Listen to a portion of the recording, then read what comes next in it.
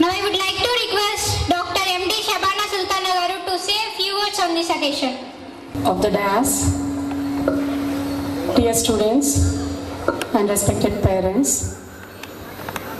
very good morning to one and all.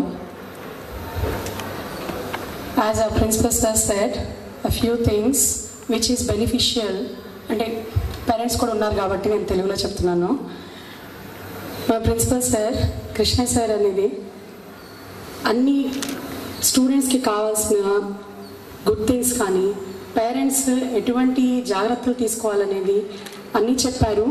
కానీ as a హెచ్ఓడిగా whatever the problem we are facing, I want to discuss with the parents అనేది ఈరోజు వచ్చారు.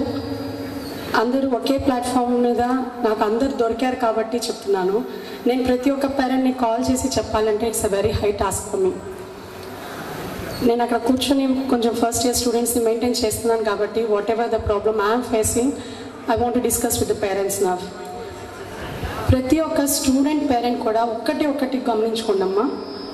మీరు మీ స్టూడెంట్ని ఇక్కడ తీసుకొచ్చి ఇక్కడ జాయిన్ చేశారు అంటే it's a 4 years journey. I'm right are not? ఈ 4 years జర్నీలో వాళ్ళని ఒక్కళ్ళని మాత్రం వదిలిపెట్టొద్దు పేరెంట్స్. మా నమ్మకం మీద వదిలిపెట్టండి, అది ఓన్లీ 50%. ఫ్రమ్ 9 to 3:45 వరకు మేము చూసుకుంటాం. కానీ ఇంటి దగ్గర స్టూడెంట్స్ ఏం చేస్తున్నారు, చదువుతున్నాడా లేదా అనేది గమనించుకోండి. అట్లీస్ట్ 1 to 2 hours వరకు బుక్స్ పెట్టుకొని చదువుతున్నారా లేదా. ఫోన్ పెట్టుకొని మేము ఏదో నోట్స్ రాసుకుంటున్నాము అని చెప్పేసి, because most of the parents are less educated. నాకు తెలిసినంత వరకు చాలామంది ఫార్మర్స్ ఉన్నారు, అంతగా చదువుకోలేదు. వాళ్ళు ఏమనుకుంటారంటే ఏదో ఫోన్లో నోట్స్ పంపిస్తున్నారు, ఫోన్లో పెట్టుకుంటారు, ముందు పెట్టుకుంటారు, కూర్చొని ఏదో రాసుకుంటా ఉండేటట్టు యాక్ట్ చేస్తున్నారు.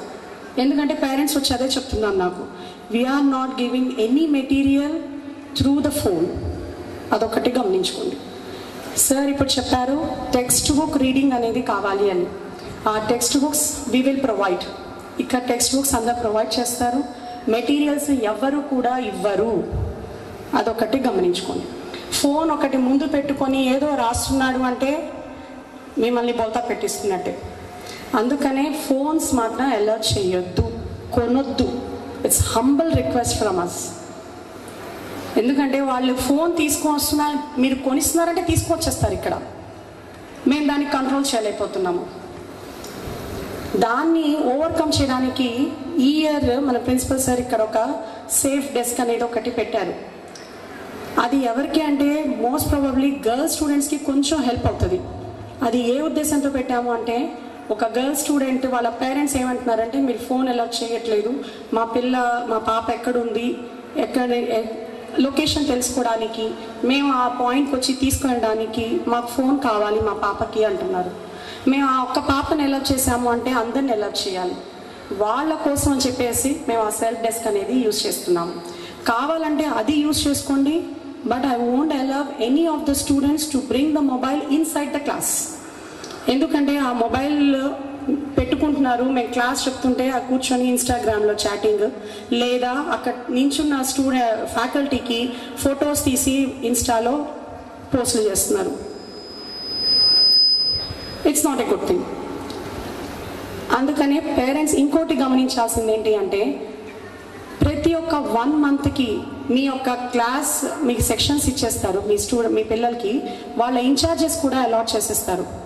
మీరు ఫోన్ చేసుకొని వెళ్ళేటప్పుడు నా నెంబర్ కానీ శ్రీధర్ సార్ నెంబర్ కానీ తీసుకొని వెళ్ళండి.